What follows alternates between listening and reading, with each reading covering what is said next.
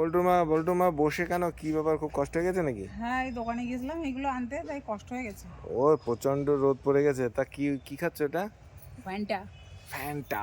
আর বল্টু এত মানি? ভ্যাবসা গরম পড়েছে যে গরমে একটু ঠান্ডা এনে ঠান্ডা খেয়ে স্বস্তি পাচ্ছি। তো ঠান্ডা ঠান্ডা এনেছি ফ্যানটা।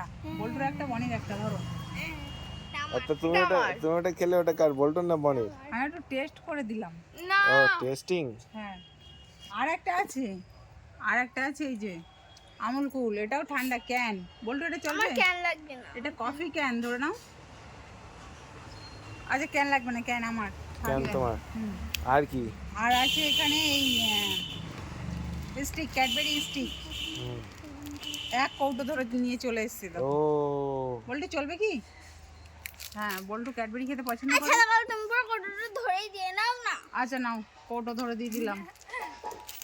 আর কি, আর কিছু এনেছো আর নাকি? আছে একটা বড় তরমুজ, সেটা এখন গরম লাগছে প্রচন্ড। কাটবো, কেটে বিট লবণ ছড়িয়ে খাবো, মাখিয়ে দাঁড়াও দেখাচ্ছি।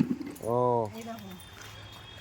বল্টু ইয়া, ই ম্যাজিক করে চলে আসলো হাতে। ও, বড় তরমুজ, এটা এখন কাটিং হবে, কেটে বিট লবণ ছড়িয়ে খাওয়া হবে। ওকে। বল্টু, বনি খাবে তো? হ্যাঁ। বনি তো ভীষণ ভালোবাসে বল্টু না তরমুজ বনি, খেতে। কে বেশি ভালো আছে? বনি তরমুজ খেতে বিরাট পছন্দ করে। বল্টুও খায়, আমরা সবাই খাই মোটামুটি কম বেশি।